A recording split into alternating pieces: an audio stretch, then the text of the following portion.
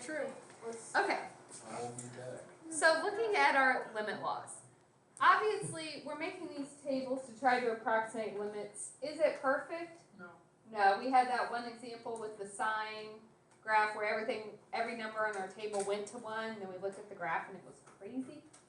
So it gets us close, and most of the time it's right, but it can lie to us sometimes. So it's not always the best option. It can lie. It can lie. It can lie. But there are some things about limits that we are going to use moving forward. So if you have a limit, let's say the limit as x approaches a of f and of g, both of those exist. That means neither one is undefined or does not exist. They both have values.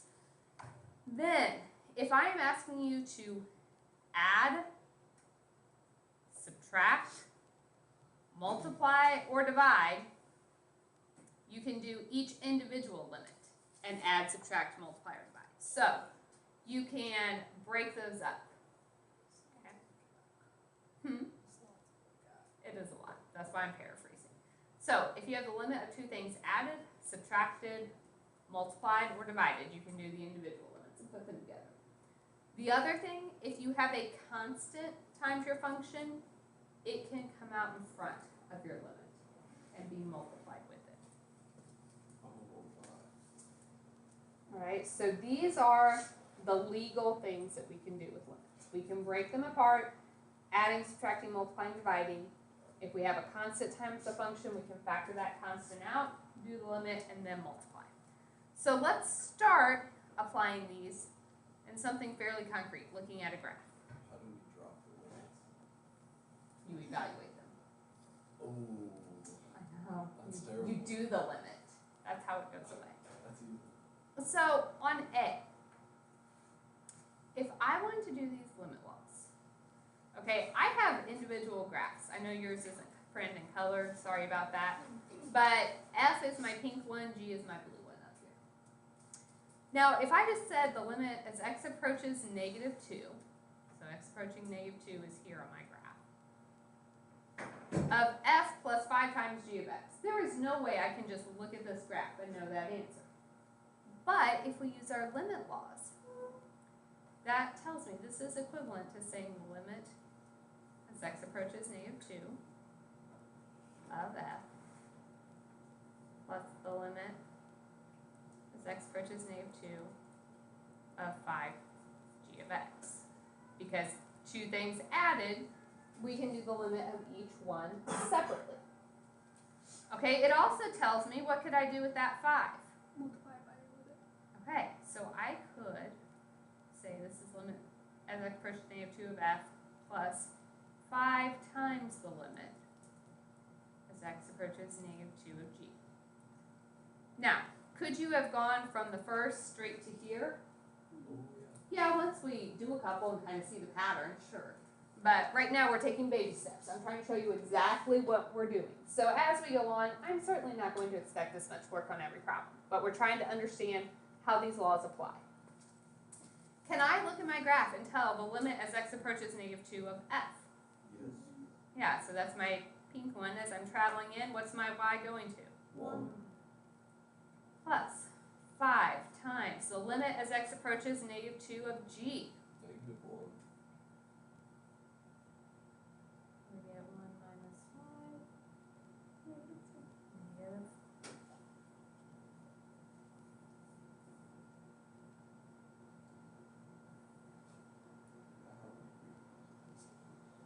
All right, B. How would I break that up?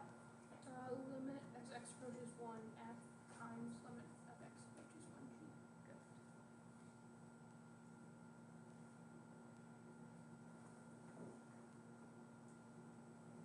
Okay, the limit as x approaches 1 of f. So x approaching 1. Oh, F is going to. oh, I was looking at the wrong one. 2. Okay, times the limit as x approaches 1 of g. Does not exist. Does not exist because as I'm coming in from left to right, they don't match up. So what does that do to my whole problem? Makes it Does not one part doesn't exist, then the whole thing doesn't exist. Now, if I had said the limit as we approach 1 from the left, could we have done it? Oh, yeah, we. Yeah, or from the right, could be evaluated, but the 2-side limit didn't work because the 2 don't match up. If there's one that's wanting us to evaluate one, like a limit coming from the left side and a limit coming from the right side, for 2 different things, like limit of f of x coming to 1 from the left side, and then g of x coming to, From the right. coming from the right, how would that get written? It would be 2 separate limits. All right, and C. Okay, the limit as x approaches 2 of f of x over g of x. So what am I going to do? Limit of x approaching 2 f of x over limit of x approaching 2 g.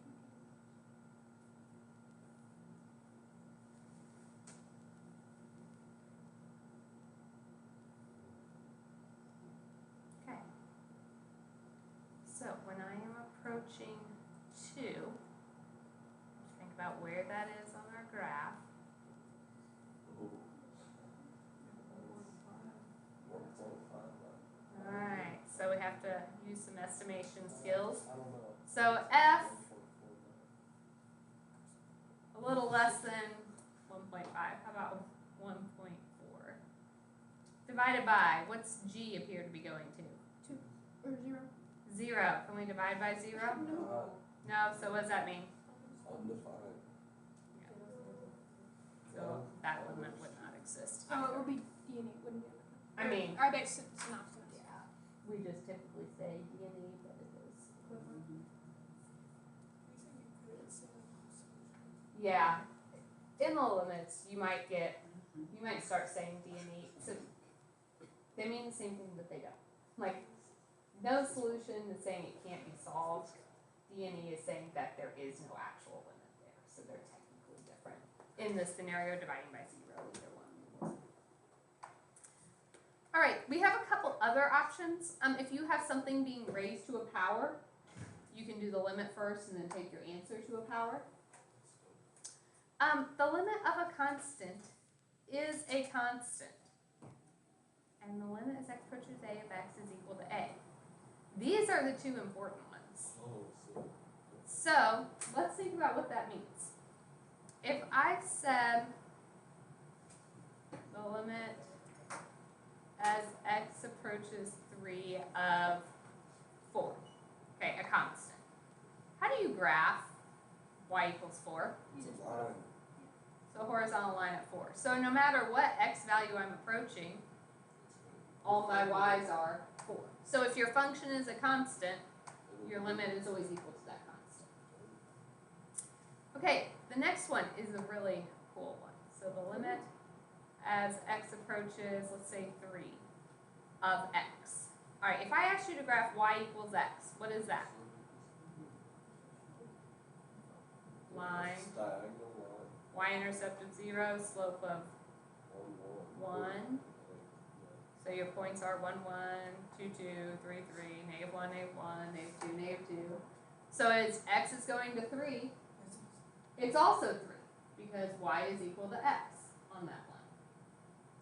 So that means all these complicated limits we've been doing, if we can use our limit laws to break it down to a point where we just have an x, we can plug in our number. We don't have to make a table. Hmm? Is practice like slope then, like put like limit x approaching 3 equals 2, limit 2x, and that equals 6.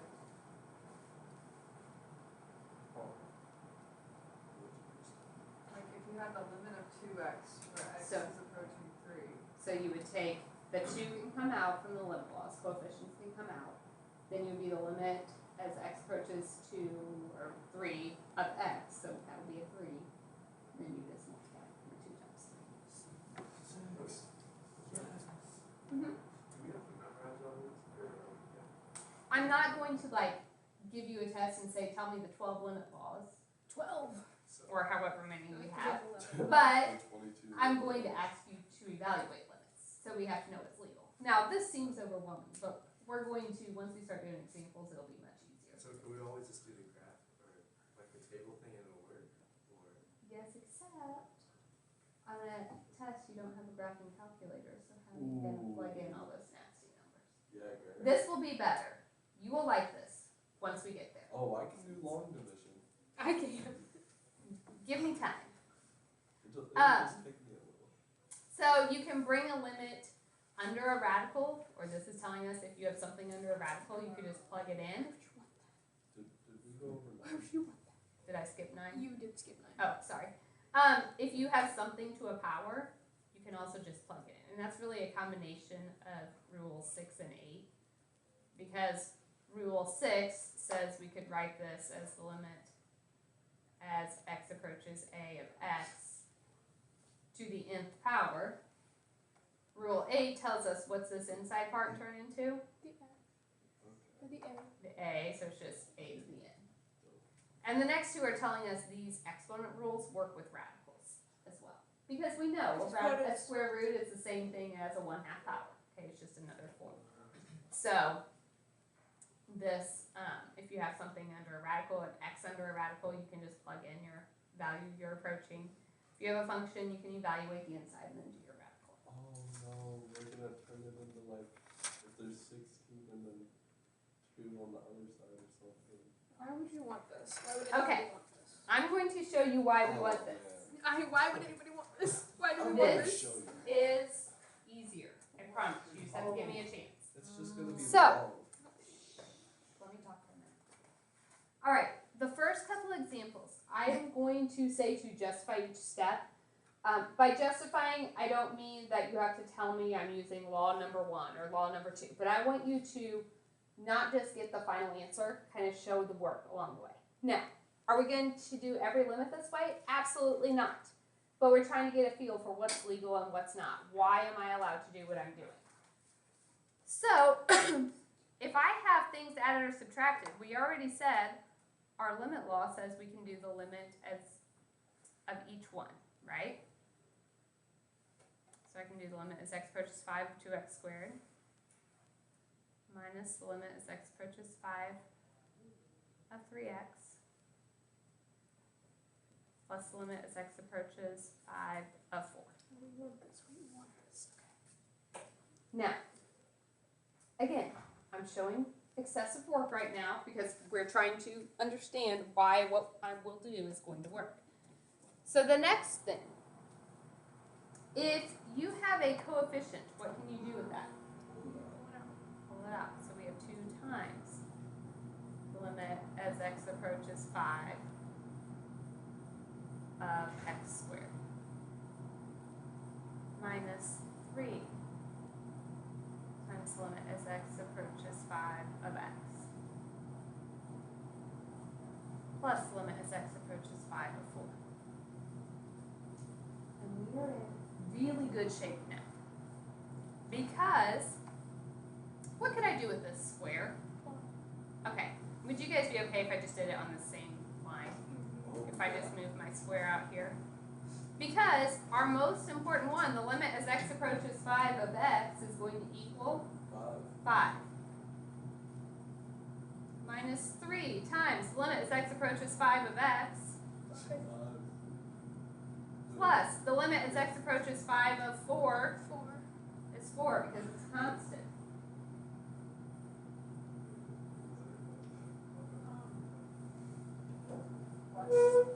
Okay, where did I lose you? First two, why are we pulling 5 up? Like, I know where it's coming from, but why are we doing that? I'm evaluating the limit. I'm trying to get rid of these now. So those two, Oh, so limit of x equals, the limit as x approaches a number of x is equal to that number. The last one, is the that. limit of a constant is always the constant. So I evaluated my limits. Oh. Now, can we evaluate this pretty easily? Yeah. 39. 5 squared is 25 times 2 is 50 minus 15 plus 4, we get 39. Now, is this more efficient than making 2 tables of values and plugging them in? And Yeah. yeah, probably. Is this the same as just plugging 5 into the original? Pretty yeah. sure. Yeah. So why did that work? Why Because did we've you- already talked about sometimes it doesn't. And we're going to get there. Why it worked on this one and why it doesn't on this. The hand was unnecessary. Huh?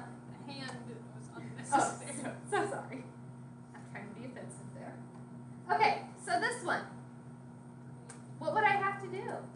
Break them, Break them in break half 'em. and then Okay. break 'em into small pieces. So you would have. Wow. Okay, get another sheet of paper out. Printing notes is not supposed to limit you. It's supposed to be kind. If it stresses you out, Limit take notes on is notebook not supposed to limit us. Okay. Uh-huh. So Catch many, that? Pause okay. it after. Carson didn't like it, but I thought it was kind of funny. I thought I was being clever, but thanks for not appreciating my joke. I All right. I've been preached. So the first thing we had was if you have the limit of two things being divided, you can do each one individually. But now we also know we can break apart all of those. So I could do the limit as x approaches -2 of x cubed. Would it be okay if I went ahead and put the cube outside our parentheses? Okay. When I take the limit to this term, what will I do with my 2? Okay, can I go ahead and do that in one step? Is that going to confuse anyone?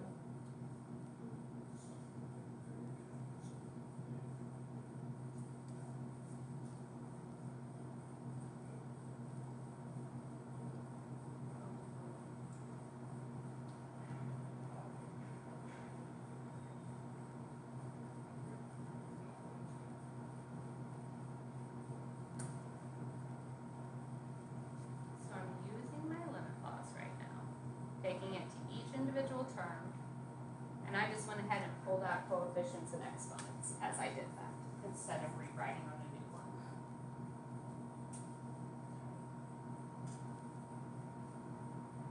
All right. We should be in pretty good shape here.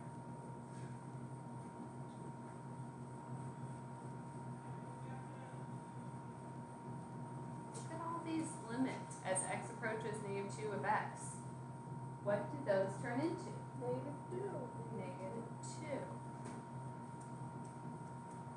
What's wrong, Grant?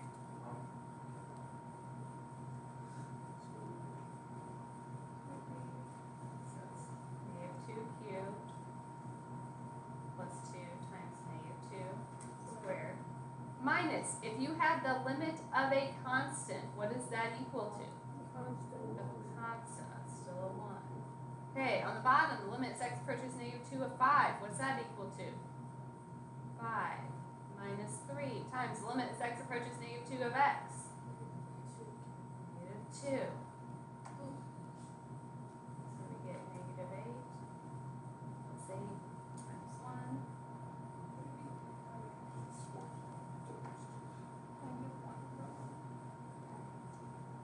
Is that a more precise answer than we would have gotten with our tables? Oh yeah. Oh yeah. With our table, we would have been having a huge decimal that we were trying to round, figure out the best answer. So this is giving us a more precise answer. So let me ask, is that the same as if I just plugged -2 into the original problem? Yes, why don't we Yes. just do that? So why don't we just do that? It makes sense that we've done 2 problems. That's what it turned out to be both times. So The answer. what about this one? Could you just plug 1 in? No. No. Cancel. No, so that's why we can't always, but sometimes we can. So let's figure out when we can. That's why. So if you have a polynomial, or a rational function, that means 2 polynomials divided, and a is in the domain. So if you have 2 polynomials divided and it's not giving you 0 on the bottom, we can just plug it in. So now we're learning there is no need for a table or a graph if we have either a polynomial or a rational function. So on these problems now, if I asked you to evaluate the limit, you could do it. So if I said find the limit as x approaches 4 of x minus 6 over x plus 1, what is that going to be? -2/5. Okay. Because it's a rational function, two polynomials divided. If I plug in 4, the bottom doesn't give me 0. Now that we have these rules, and I've given you the rule, you can use it. Now, you cannot use it on the 2.2 homework. You have to make your tables on that. But on this homework, as long as it's nice, that means the function exists there, we can plug it in. Yes, Angela? Like, yeah. Thumb it down, which is like, So, if you plug in a 4. okay. For both, okay. Mm-hmm. Because your x is getting closer to 4. Okay, you can do this on polynomials and the The rational functions. but not if it gives out a 0 for denominator. Right. So on this problem,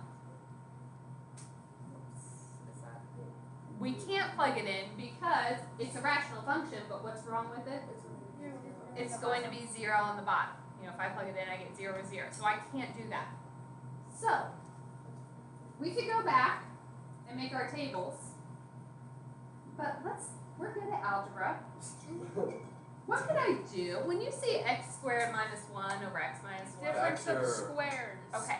Factor it. I am going to be super picky. Can't factor. You cannot drop this limit until the step you take the limit. Okay, a limit is an operation. It's the same as if I said addition or a square root. It doesn't just appear at the end of a problem. Okay, it's there the whole time. So you have to write this limit on every step. I don't care how annoying it is. If you don't, you will forget to evaluate the limit, and it will mess up everything. And the longer we go, the worse it will be. So, you write your limit on every step. You Okay? That's for you, Carson. So, this would be x plus 1, x minus 1, difference of squares over x minus 1. Why does that help me? Because you can take out the x minus 1. Now, I haven't done my limit yet, so my limit is still being written. Now, x plus 1 is now a polynomial, so what can I do? Plug the 1 in. Now, 1 plus 1 is 2.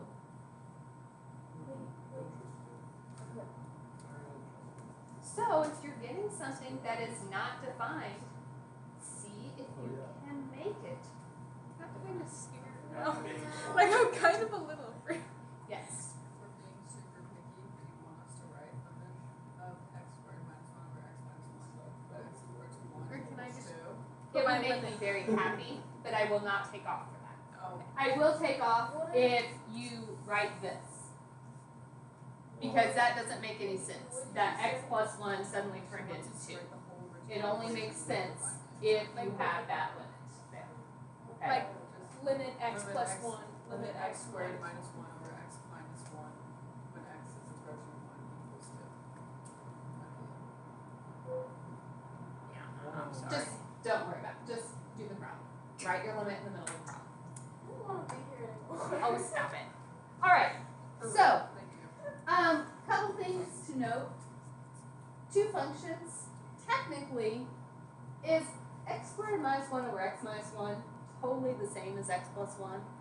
No, if you think about the graphs, this first one has a hole in the graph, and x plus 1 does not. But that's okay, because does the limit care what happens at the point? No, just as we get close to it. So that's okay, that's not a problem. All right, let's look at some more. So, if I'm looking at this,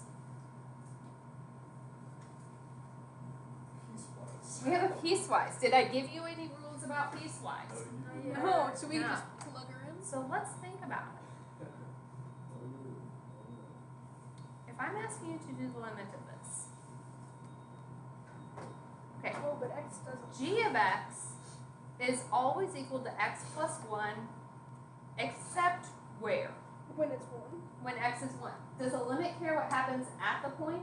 Oh, No, just as we approach the point. If I am approaching 1, which of these two pieces am I on? the first one. So this is the same as if we just evaluated the limit of x plus 1. Can I evaluate the limit as x approaches 1 of x plus 1? It's 2. that only worked because my piecewise definition, the second piece was just a single point. It was just a dot on the graph. If you think about what this graph means, you had a line, y-intercept of 1, slope of 1, except when x is 1. So it was a line with like open circle, and then we had a separate point here.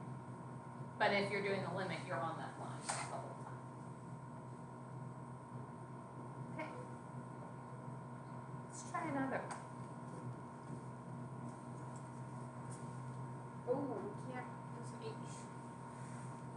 That's true. Go back to our, not foundation, but go back to. I'll start plugging in values. So, No. can I plug in my 0? Oh. No, it's currently a rational function, but we're getting 0 on the bottom. Doesn't it not matter if you, like, isn't it gonna be D and D once you evaluate it? Well, but maybe not though, because the limit doesn't care what happens after the point. So now let's go to our algebra. If you saw the top, what could you do with that? Okay, now have we done the limit yet? No. No, so we are writing this limit as h approaches 0. If I took 3 plus h and squared it, so that means you write it twice, you FOIL, get 9 plus 6h plus h squared minus 9 divided by h. Take out the 9. Okay, so first, we have to see what happens with a positive 9 and a negative 9. Those cancel. So I have 6h plus h squared divided by h. Notice I'm writing my limit every single time. So now what can we do? Take out the H.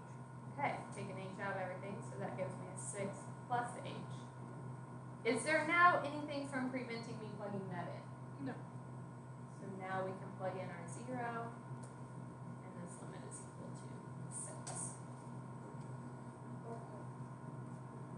Is it okay if I forego the step of like writing 6h plus h squared over h? Like I just simplified down. Recognize your I'll write my limits, I swear. I just The limits are what I get picky about. Alright, no, this is are we okay? yeah. Let's try another one. We're on a roll. Isn't this faster than making all these tables? Oh, it's way faster.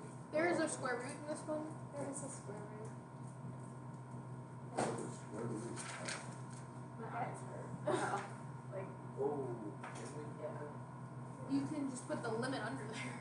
We can bring the limit under the square root, but even if I do that, I'm still getting 0 on the denominator. Can we So that didn't help. make that into a 1/2 and then You could do t squared plus 9 all to the 1/2. My big problem is that I have this t squared on the denominator. Would that help me get rid of my t squared on the bottom? Okay. It's gonna be take the whole thing to a 1. No. but we still have the t. Yeah. Okay, let me ask you a question. Multiply this. If I gave you 1 plus square root of 3 minus 4, and told you to, The reciprocal. what would you multiply by if I said to rationalize that? Radical 3 plus 4. Okay, you would multiply by the conjugate on top of that. Let's try that. So we are going to Whoa. multiply by the conjugate of this. This feels illegal. So this is t squared plus 9 plus 3, and I'm doing it on top and bottom. Now, this is legal because you're doing it on top and bottom. What happens if you divide something by itself? It's 1. So all I'm multiplying by is 1. I'm not changing the problem. Okay, so on the top, don't get too far ahead of me right here. If you FOIL the square root of t squared plus 9 times the square root of t squared plus 9, what happens to those square They roots? cancel out. We get t squared plus 9. Because they are conjugates, what happens when you do the outside and the inside? Cancel. And then negative 3 times 3. Negative 9. So minus 9. Alright. On the bottom, I am actually not going to distribute. Because ultimately, I want that t squared to go away, right? It's giving me 0 on the bottom of a fraction, so I need it to disappear. It's a lot easier to cancel things when it's factored. So I'm leaving the bottom right now. What happens on the top? So Oh, shoot. I have t squared over. I can't write anything. Oh, there goes way.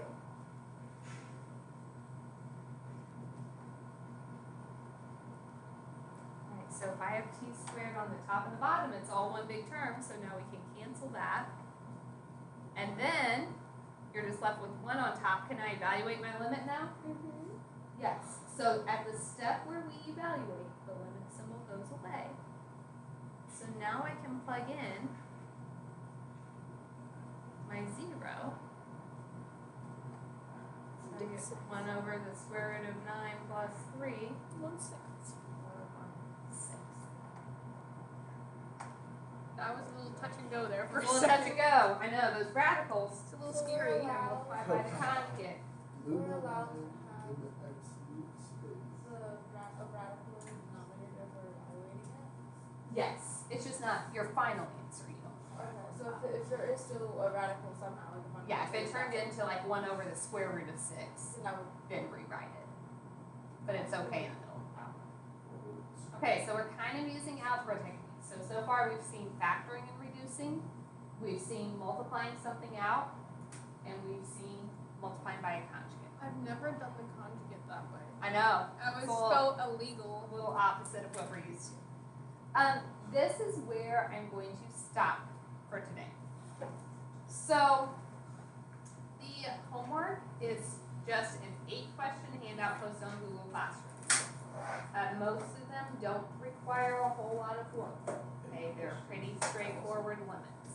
I think there's only a couple that maybe you have to do some simplification with. I always forget to turn my workout off.